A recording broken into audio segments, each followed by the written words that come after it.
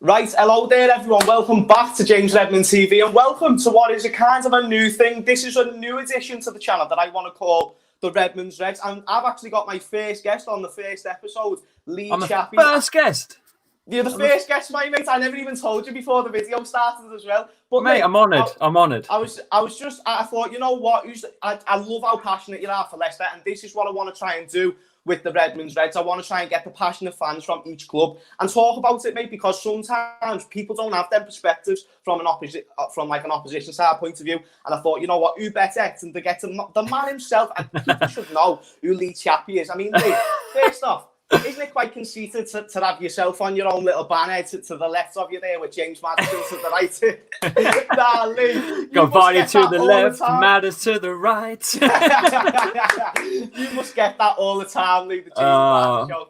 Mate, honestly, if I had £1 for every time someone said I look like Vardy or I would be a millionaire. I would be a millionaire, literally. Here we go. We're already going. Before we do get into anything, people, please go and support Lee, because honestly, Lee, thank you so much for coming on the channel. But what he's doing over on his channel right now is fantastic. All Leicester content is there, obviously, as well. Hopefully, if Liverpool get the win, you can go and watch his watch along and see his reaction to see the Reds win with injuries. But speaking of injuries, though, Lee, this is the injury FC derby. This is honestly, this is like wheelchairs versus crutches FC. This is nuts. No, that's the perfect way to sum it up. Injury FC. In fact, that's one thing that you could say hindered you from getting the top 4 last season, because you've been having these problems since the return of lockdown, and that was one thing people were saying. Brendan Rodgers bottled it, this, that, but really there was a bigger story to that. I'd say give or take, since you boys give us a good Christmas stuffing on Boxing Day, because you stuffed us like a turkey. And since then, I think we kind of slumped downwards, but it was the injuries that really added to it. We lost our main man, Ricardo Pereira. I think he was the main man last season. And when we lost him, we really did start flailing, and it went on. We lost Ndidi, which was our key man in the middle, and then it got worse. We lost Chilwell on the left, and we lost Madison in the middle, and Soyuncu, and the list just kept going. And here we are, all the way. Get rid of Ben Chilwell because he's gone now, and no one misses him at all. But you've done good there, though. You've done good with the Ben Chilwell business. Yeah, and Harry Maguire too, because he likes to hold people. He likes to hold his own defenders, the only thing I think Harry Maguire is probably the one thing you can say is better than most other centre backs. This, and you know what? I know as well. I've got a flat head. It's actually it's useful. It's very useful. But one thing, but it doesn't. It's not worth 80 million. That's the one thing that we can't establish. And Leicester, in that sense, are very good at getting deals over the line and getting deals for themselves. Yeah. We've replaced Ben Chilwell with Castagna. Technically, if he goes left when Ricardo comes back and goes right, we'll have a Belgium international on the left. We'll have a bloody Ricardo Pereira is a world class right back. I don't care what anyone says. He's right up there. I agree. He's right up there with Trent. I think right up there. I'm not going to disagree with you. I even said in a video earlier, do you know what, mate? I wouldn't take Pereira over Trent for obvious reasons. However, that does not mean you disrespect the quality that is Ricardo Pereira. As he can play for most European top sides 100%. Yeah, all day long. I think they both add a little something different. I think Trent and Ricardo. I think Ricardo's better in defence. I think Trent's better going forward. Yeah, I imagine them both on the right. Imagine them both. Imagine one acting as right back and one acting as right wing back or something. Oh my god! It would work. But that's the thing. That's the one thing I admire about what Brendan Rodgers has done at Leicester. And this is Brendan Rodgers versus Jurgen Klopp, and that's a big story. Wouldn't you agree, Lee? Because obviously Brendan Rodgers, former Liverpool manager, and some people I don't think gave him the respect that he deserved as Liverpool manager. First off, he weren't fully backed by the board, Brendan Rodgers. But Jurgen Klopp is someone who's been given full control. He's been given full acknowledgement by the board. Any signings you want, you go and get, and we will leave that to you. And Jurgen Klopp has had full control of that, whereas Brendan Rodgers didn't. And then to go to Celtic and do what he's done there, what more could he do? Treble. He was on for a treble. Yeah. Like, what more can he do than win literally every trophy that he possibly can? Obviously, then joins Leicester. And what he's done with you. I mean, I just want to get from a Leicester fan's point of view, what's your perception, and if you can try and give the Leicester City's as a fan bases as a whole perception of Brendan Rodgers? Yeah, he's came in and replaced Claude Puel, who was in at the time. And honestly, the stuff he was playing was the most boring, dire stuff I've seen at Leicester at the King Power for a very long time. He almost took the excitement out of when we won the Premier League in 2016. It almost, honestly, it just killed all the atmosphere. You could hear a pin drop in the King Power. He bored us to death with his sideways passing and whatnot. Brendan Rodgers came in and he kicked him out and changed all of it up. And we're playing fast across the floor. Fast play, intensity is unreal. And you've only got to look at the amount of penalties we're winning because of how fast we're playing. We've won 8 penalties this season because we're playing along the floor, fast, ferocious, and that's the way we like it. I like it. Yeah. It's as simple as that.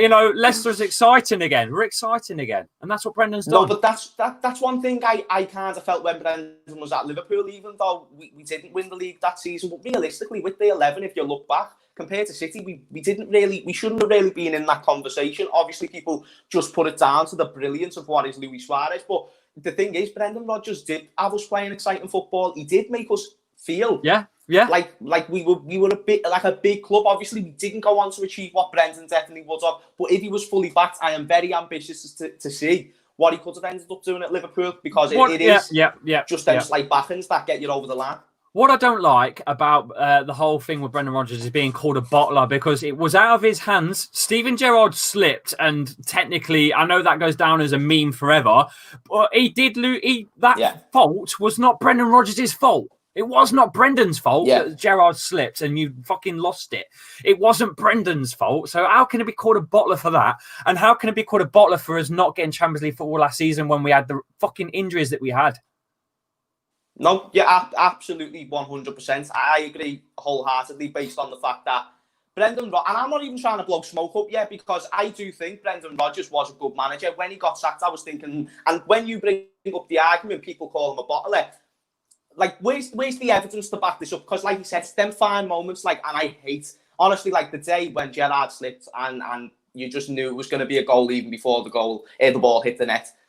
And Demba Ba starts celebrating. As a young scouser who hadn't at that point seen us win the league, it was heartbreaking to a T. Yeah. But at that moment, you're not blaming. You're not going, for fuck's sake, Brendan Rodgers shouldn't have started Steven Gerrard. You're thinking, Steven, no. You can't say that. Yeah, you can't say that, can you? It's fine margins. It's the 3 goals away against the Crystal Palace. He sets his team up to 3-0 up. Where's the fine line of when it's the players' fault? And Liverpool did have many faults in their team that season. 100%. If you got battered that game, you got battered 4-0, then it's Brendan's fault because he got his tactics wrong. It's not his fault that he didn't win the league with Liverpool because Steven Gerrard slipped. And I'm sick to death of hearing that too as a Leicester fan, that Brendan is a bottler, because he isn't. He's doing a remarkable job at Leicester, and we are an ambitious side. And I think we're going into this confident, this game on Sunday.